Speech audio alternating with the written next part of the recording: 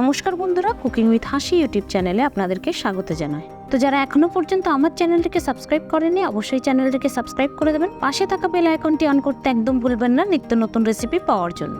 তো চলুন বন্ধুরা, বেশি কথা না বাড়িয়ে ভিডিও শুরু করে যাক। প্রথমে আমি একটি কড়াইয়ে জল বসিয়ে নিয়েছি, জলটি গরম হয়ে গেছে। এবার আমি এতে দিয়ে দেবো ডুমো করে কেটে রাখা আলুগুলিকে দিয়ে ঢাকনা বন্ধ করে দেবো যতক্ষণ পর্যন্ত আলুগুলি সিদ্ধ না হয়। তো দেখুন বন্ধুরা, আলুগুলি খুব সুন্দরভাবে সিদ্ধ হয়ে গেছে। এবার আমি এগুলিকে এক এক করে তুলে নিচ্ছি।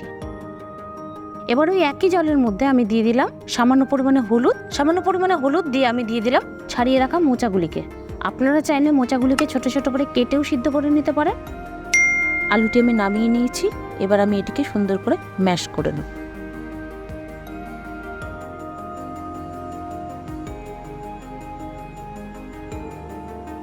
তো দেখুন বন্ধুরা, খুব সুন্দরভাবে মোচাটি সিদ্ধ হয়ে গেছে। এবার আমি এটিকে নামিয়ে নিচ্ছি। নামিয়ে নেওয়ার পরে আমি এবার এটিকে খুব সুন্দরভাবে মেখে নেব।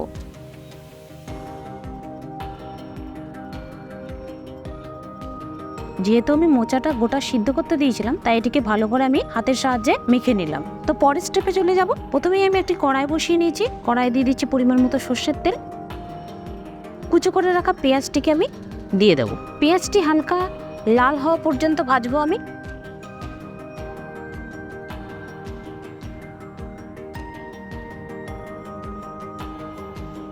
তো দেখুন বন্ধুরা, হালকা ব্রাউন হয়ে গেছে পেঁয়াজটি। এবার আমি এতে দিয়ে দেবো আদা এবং কাঁচা লঙ্কার পেস্ট। তার সাথে সাথে দিলাম জিরের গুঁড়ো, লঙ্কা গুঁড়ো, কাঁচা লঙ্কা কুচি এবং হলুদ গুঁড়ো। তার সাথে সাথে দিয়ে দিলাম পরিমাণ মতো লবণ। দিয়ে সমস্ত উপকরণ দিয়ে খুব সুন্দরভাবে এটিকে কষিয়ে নেব।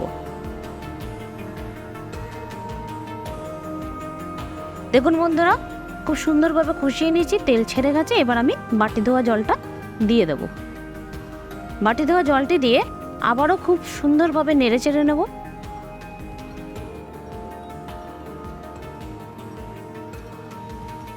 এবার আমি যে মোচাটি মেখে রেখেছিলাম সেই মোচাটি দিয়ে দেবো এবং পরেই দিয়ে দেবো সিদ্ধ করে রাখা আলুটি। সব কিছু দিয়ে খুব ভালোভাবে নেড়ে চেড়ে নেব।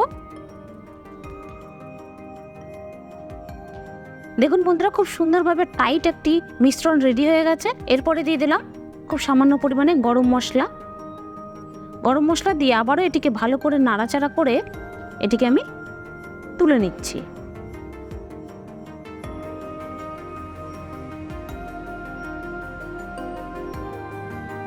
এবার আমি এটির ব্যাটার বানিয়ে নেব। প্রথমেই আমি নিয়ে নিচ্ছি একটি পাত্র। তার মধ্যে দিয়ে দিলাম পরিমাণ মতো বেসন এবং খুব সামান্য পরিমাণে চালের গুঁড়ি। পরেই দিয়ে দিলাম খুব সামান্য পরিমাণে লবণ, হলুদ গুঁড়ো এবং লঙ্কার গুঁড়ো। আপনারা চাইলে চালের গুঁড়িটি নাও দিতে পারেন। এবার এটিকে অল্প অল্প জল দিয়ে খুব সুন্দরভাবে মেখে নেব।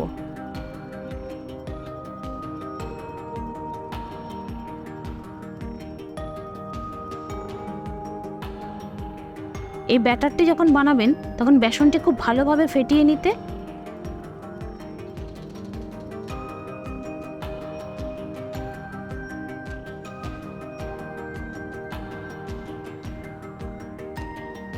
এরকম থিকনেসের একটি ব্যাটার তৈরি করে নিতে হবে।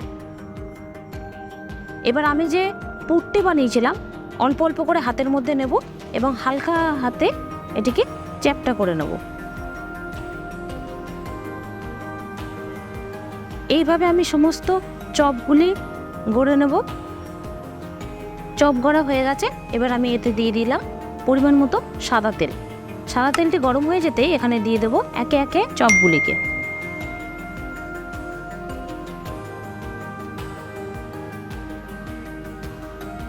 দেখুন বন্ধুরা, কত সুন্দরভাবে ফুলে উঠেছে।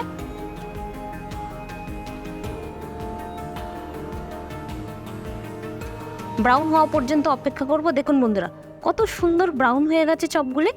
এবার এগুলিকে আমি নামিয়ে নেব।